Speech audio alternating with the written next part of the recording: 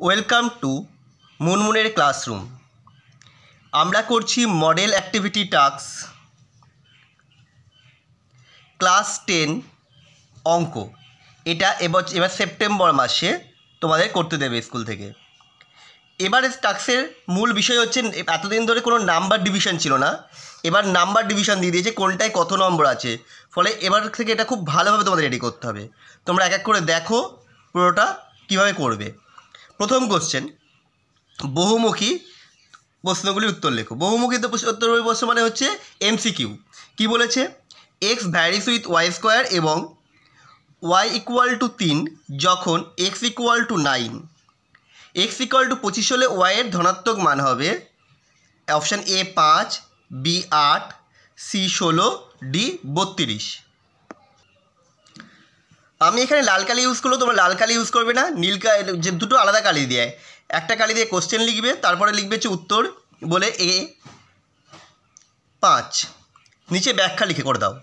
X varies with Y square বা x equal to K Y square, যেখানে K অশূন্য ভেদ ধ্রুবক। এক্স ইকুয়াল টু 9 হলে ওয়াই ইকুয়াল টু 3, তাহলে আমি কে ইকুয়াল টু কত হবে এখান থেকে বের করেছি, কে ইকুয়াল টু হচ্ছে এক্স বাই ওয়াই স্কোয়ার। তাহলে আমি বসিয়ে দিলাম এক্সের মান 9, ওয়াইয়ের মান 3 স্কোয়ার মানে 3 স্কোয়ার, তাহলে 9/9 মানে 1। তারপরে সমীকরণটা আসবে x equal to 1 into y square. এখন x equal to y square হলে, এখন বলছি এক্সের মান 25, তাহলে 25 বসিয়ে দিলাম, তাহলে ওয়াই স্কোয়ার ইকুয়াল টু 25, তাহলে এক্স ইকুয়াল টু কী হবে প্লাস মাইনাস 25, মানে ওয়াইয়ের মান হবে প্লাস মাইনাস 5।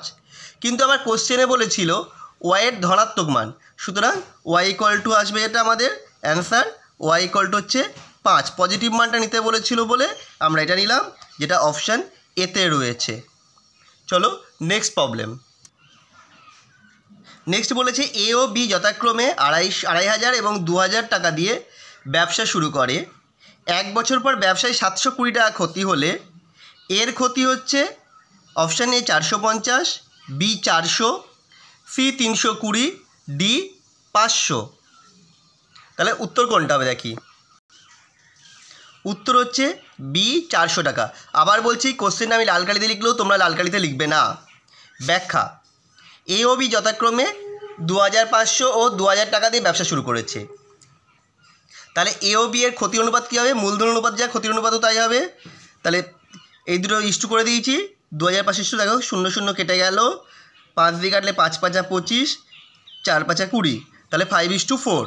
তাহলে 1 বছর পর ব্যবসায়িক ক্ষতি 720 টাকা, তাহলে এর ক্ষতি কত হবে 720 ইন্টু কত ছিল 5/5 আর 4 যোগ করে 9, তাহলে কাটতে দেখো 8 9 72 মানে 80, 5 8 40, 400 টাকা। তার মানে হচ্ছে এটা অপশান বিতে ছিল, অপশান বি 400 টাকা। এটাই হচ্ছে আমাদের অ্যান্সার। চলো নেক্সট প্রবলেম। দুটো বৃত্ত পরস্পরকে সি বিন্দুতে বহিঃস্পর্শ করেছে। বৃত্ত দুটির একটি সরলসাধারণ স্পর্শক বৃত্ত দুটিকে এবি বলেছে, বৃত্তটি একটি সরলসাধারণ স্পর্শক বৃত্তটিকে এ ও বি বিন্দুতে স্পর্শ করেছে। অ্যাঙ্গেল সি এ সি বির পরিমাপ হবে কত? Option A 60 degree, 45 degree, 30 degree, 90 degree. এটা হবে অপশান ডি 90 ডিগ্রি। ছবি পারলে ছবি রেখে দেখিয়ে দিতে পারো। দুটো বৃত্ত সরলসাধারণ স্পর্শ, এটা হচ্ছে এ, এটা বি, এই স্পর্শ করেছে সি বিন্দুতে, এই অ্যাঙ্গেলটা, এটা তোমাদের উপাদ্যের মধ্যে ছিল, এটা হয় 90 ডিগ্রি। কি বলছে? নিরেট অর্ধগোলকের সমগ্রতলের ক্ষেত্রফল 147 পাই বর্গ সেমি হলে উহাদের ব্যাসার্ধ হবে এ 6 সেমি, বি 12 সেমি, সি 7 সেমি এবং ডি 14 সেমি। কোনটা উত্তর হবে? উত্তর হবে সি 7 সেমি। ব্যাখ্যাটা দেখো, ধরেছি গোলকটির ব্যাসার্ধ আর সেমি, তাহলে অর্ধগোলকের সমগ্রতলের ক্ষেত্রফল কত হবে 3 পাই আর স্কোয়ার। প্রশ্ন অনুসারে 3 পাই আর স্কোয়ার ইকুয়াল টু 147 পাই, তাহলে আর স্কোয়ার ইকুয়াল টু কত হবে 147 পাই বাই 3 পাই।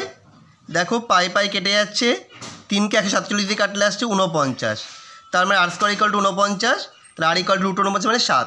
তাহলে অর্ধগোলকের ব্যাসার্ধ হবে 7 সেমি, যেটা অপশান সিতে ছিল।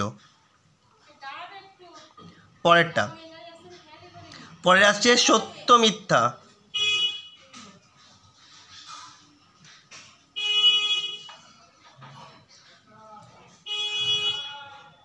সত্য মিথ্যা কী বলেছে? টু ফলসের মধ্যে অকেন্দ্রীয় বৃত্তের বহিস্থ বিন্দু এ থেকে বৃত্তে দুটি স্পর্শক টানা হলো, যারা বৃত্তকে যথাক্রমে বি ও সি বিন্দুতে স্পর্শ করে, তাহলে ও এও ও বিসির লম্ব সমদ্বিখণ্ডক হবে, মানে এও বিসি এর লম্ব সমদ্বিখণ্ডক হবে। এটা হচ্ছে সত্য। ব্যাখ্যার জন্য ছবিটা আমরা এখানে দেখিয়ে দিয়েছি, তুমি ব্যাখ্যা লিখে তাহলে ছবিটা দেখাবে, নইলে ছবিটা দেখানোর দরকার নেই। এই যে ছবিটা এ থেকে দুটো স্পর্শক টানা হয়েছে, এটা যোগ করে দেওয়া হয়েছে, এটা হবে 90 ডিগ্রি, এটা লম্ব।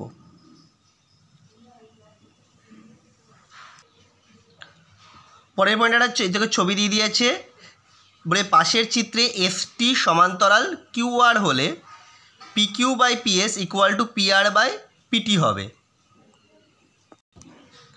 এটা হচ্ছে সত্য টু। ব্যাখ্যা কী বলেছে? ত্রিভুজ পিএসটি এবং ত্রিভুজ পিকিউআর এরা পরস্পর সদৃশ। সদৃশ হলে কী লিখে দিতে পারি? PQ by PS equal to PR by PT. বেশ, এটাই দিয়েছিল, সুতরাং এটা সত্য। পরে কোশ্চেন বলছে শঙ্কুর তির্যক উচ্চতা শঙ্কুর উচ্চতার দ্বিগুণ হলে শঙ্কুটির ব্যাসার্ধ হবে উচ্চতা গুণ √3। এটাও সত্য ট্রু। ব্যাখ্যা কী বলেছে? ধরে নিচ্ছে উচ্চতা এইচ, তার তির্যক উচ্চতা এল ইকুয়াল টু কত হবে? 2h। কেন বলেছে? উচ্চতা শঙ্কুর তির্যক উচ্চতার দ্বিগুণ, সেই জন্য 2h। তাহলে ব্যাসার্ধ আর ইকুয়াল টু কী হবে? আমরা জানি কি R equal to √L square minus H square. L এর মান হচ্ছে 2h তার স্কোয়ার মাইনাস H স্কোয়ার করে দাও 3h স্কোয়ার আসছে, রুট করলে √3 × H, অর্থাৎ ব্যাসার্ধ ইকুয়াল টু √3 গুণ উচ্চতা। তা সেটাই দিয়েছিল, উচ্চতা গুণ √3 দিয়েছিল, সুতরাং এটা সত্য। তোমরা যারা এখনও পর্যন্ত আমাদের চ্যানেলটা সাবস্ক্রাইব করোনি, তারা আমাদের চ্যানেলটা সাবস্ক্রাইব করে নাও। পরেরটা কী বলেছে? একটি ব্যবসায়ী এ ও বি এর মূলধনের অনুপাত 7:5 এবং এ মোট লাভের 140 টাকা পেলে বি পায় হচ্ছে 125 টাকা। পরের উত্তরটা কী বলেছে? উত্তরটা হবে এটা ফলস বা মিথ্যা। ব্যাখ্যা কি? এ ও বি এর মূলধন অনুপাত 7:5, তাহলে এর লাভের অনুপাত কত হবে? 140:125 বলে দিয়েছিল। এটা করলে দেখো 5 দিয়ে কেটেছি, 5 দিয়ে কাটলে 5 পয়সা 125, আর 140 5 দিয়ে কাটলে হচ্ছে 28, তাহলে 28:25। তার মানে 7:5 নয়। মূলধনের অনুপাত যা হয় লভ্যাংশ অনুপাত তাই হয়, যেহেতু এটা সেম হয়নি, সুতরাং এটা ফলস। এরপর আছে সংক্ষিপ্ত উত্তরধর্মী প্রশ্ন। 3 বন্ধু এ, বি এবং সি একসঙ্গে কিছু মূলধন নিয়ে একটি বাস ক্রয় করেন। তারা ঠিক করেন যে মোট আয়ের 2/5 তারা কাজের জন্য 3:2:2 অনুপাতে ভাগ করে নেবে।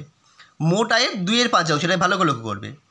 কোনো মাসে যদি 29,260 টাকা আয় হয়, তাহলে কাজের জন্য এর আয় বি এর আয়ের থেকে কত বেশি হবে জানতে। কাজের জন্য এক মাসে আয় হয়েছে কত? 29,260 টাকা। তাহলে আয়ের 2/5 কাজের অনুপাতে ভাগ করে নিয়েছে, তাহলে 2/5 মানে কত টাকা আসছে? 11,704 টাকা। কাটাকাটিটাতে নিজেরা করে দেখবে এবং দেখিয়ে দেবে কাটাকাটিটা কী আসছে। তাহলে এ বি সি এর আয়ের অনুপাত কত? 3:2:2। তাহলে এর আয় কত হবে? 11,704 × 3/7। এটা করে তো কাটাকাটা তোমরা নিজেরা করবে, করলে আসবে 5,016 টাকা। তাহলে এর আয় হচ্ছে, এই কাজের জন্য এর আয় হচ্ছে 5,016 টাকা। কাজের জন্য বি এর আয় কত হবে? 11,704 × 2/7, তাহলে হচ্ছে 33,044 টাকা। তাহলে কাজের হিসাবে এর আয় বি এর আয় অপেক্ষা বেশি হবে কত? 5,016 মাইনাস 3,344 বিয়োগ করলে আসছে 1,672 টাকা বেশি। পরেরটা বলছে কি? একটি লম্ববৃত্তাকার চোঙ এবং লম্ববৃত্তাকার শঙ্কুর ভূমিতলের ব্যাসার্ধের দৈর্ঘ্যের অনুপাত 3:4। তাদের আয়তনের অনুপাত 9:8 হলে চোঙ ও শঙ্কুর উচ্চতার অনুপাত নির্ণয় করো। আমি ধরে নিলাম চোঙের উচ্চতা h1, শঙ্কুর উচ্চতা h2। চোঙের ভূমির ব্যাসার্ধ 3x, শঙ্কুর ভূমির ব্যাসার্ধ 4x একক। লম্বাবৃত্তাকার চোঙের আয়তন কত হবে? তাহলে πr²h, আর এর জায়গায় 3x বসিয়ে দিয়েছি, 9 পাই এক্স স্কোয়ার H1 ঘন একক। শঙ্কুর আয়তন 1/3 পাই দ্বিতীয় হচ্ছে কত এক্সের জায়গায় 4x এর whole square by H square, মানে 16/3 পাই এক্স স্কোয়ার H। তাহলে প্রশ্ন অনুসারে দুটো ইস্টু করে দিয়ে অনুপাত করেছি, এটা বলে দিয়েছিল 9:8। তাহলে দেখো দুটোর বাই করে দিলাম, করলে আসছে 27, মানে 3টা উপরে চলে গেল, 3 9 27 বাই 16 H1 বাই H2। তাহলে H1 বাই H2 কত আসছে 9/8 ইন্টু 16/27, কাটাকাটি দেখো 3 9 27, 8 দুগুণে 16, তার মানে H1 ইস্টু হচ্ছে 2:3। এবার উত্তর লিখে ফেলবে, চোঙ দুটির উচ্চতার অনুপাত হয়, চোঙ এবং শঙ্কুর উচ্চতার অনুপাত 2:3। উত্তরটা এখানে লেখা নেই, তোমরা লিখে নেবে। উত্তরটা আমি লিখে দিয়েছি, চোঙ ও শঙ্কুর উচ্চতার অনুপাত 2:3। যদি এক্স ভ্যারিস, দ্বিতীয় অঙ্কটা দেখো, যদি লাস্ট অঙ্ক 3 নম্বরটা, ওয়াই ভ্যারিস উইথ এক্সের কিউব এবং এক্সের বৃদ্ধি 8:27 অনুপাতে হলে এক্সের বৃদ্ধি কিউ অনুপাতে হয় নির্ণয় করো। এটা তোমাদের অনুশীলনীর কোশ্চেন।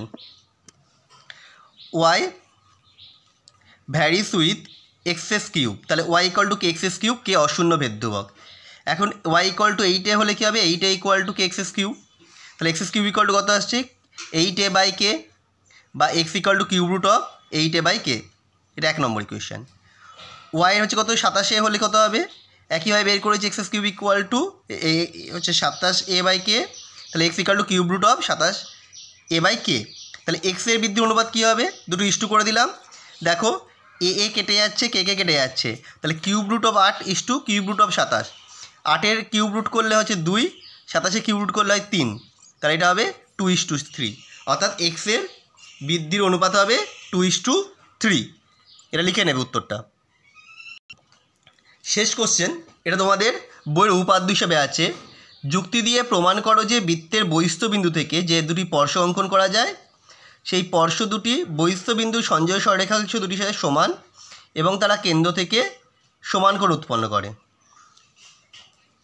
দেখো বিশেষ নির্বাচন হিসেবে কী করে, ছবিটাকে নিয়েছি, লিখে নিয়েছি অকেন্দ্রবৃত্তের বহিস্থ বিন্দু পি থেকে দুটি স্পর্শক পিএ এবং পিবি অঙ্কন করা হয়েছে, যা বৃত্ত যথাক্রমে এ ও বি বিন্দুতে স্পর্শ করেছে। ওএ এবং ওবি ওপি এবং যুক্ত করায় পিএ পিবি সরলরেখাংশ দুটি কেন্দ্রে যথাক্রমে অ্যাঙ্গেল পিওএ এবং অ্যাঙ্গেল পিওবি দুটি কোণ উৎপন্ন করে। প্রামাণ্য বিষয় হিসেবে কী আছে, প্রমাণ করতে হবে পিএ ইকুয়াল টু পিবি এবং angle POA equal to angle POB. প্রমাণ, বৃত্তের উপরিস্থ এ বিন্দুতে পিএ স্পর্শক এবং ওএ ব্যাসার্ধ, তাহলে ওএ লম্ব পিএ, আবার বি বিন্দুতে পিবি স্পর্শক ওবি ব্যাসার্ধ, সুতরাং ওবি লম্ব পিবি। সুতরাং ত্রিভুজ পিওএ এবং ত্রিভুজ পিওবি উভয় সমকোণী ত্রিভুজ, তাহলে পিওএ পিওবির মধ্যে কী হবে, angle POA angle OAP equal to angle OBP, OP সাধারণ বায়ু এবং ওএ ইকুয়াল টু ওবি। তার মানে কি, একটা ত্রিভুজের দুটো ত্রিভুজের দুটো বাহু সমান এবং একটা কোণ সমান, সুতরাং এরা হচ্ছে পরস্পর সর্বসম। যেটা বললাম সেটাই লিখে দিয়েছি, অ্যাঙ্গেল ত্রিভুজ পিওএ সর্বসম ত্রিভুজ পিওবি কী সত্য অনুসারে না এইচ সত্য অনুসারে। সুতরাং পিএ ইকুয়াল টু পিবি সর্বসম ত্রিভুজের অনুরূপ বাহু, এটা 1 নম্বর ইকুয়েশন, এবং angle POA equal to angle POB সর্বসম ত্রিভুজের অনুরূপ কোণ, এটা 2 নম্বর ইকুয়েশন। 1 আর 2 দুটোই প্রমাণ হয়ে গেল, প্রমাণিত। এটুকু করলেই 5 নম্বর তোমরা পেয়ে যাবে। ভিডিওটা কেমন লাগলো অবশ্যই কমেন্ট করে জানাবে।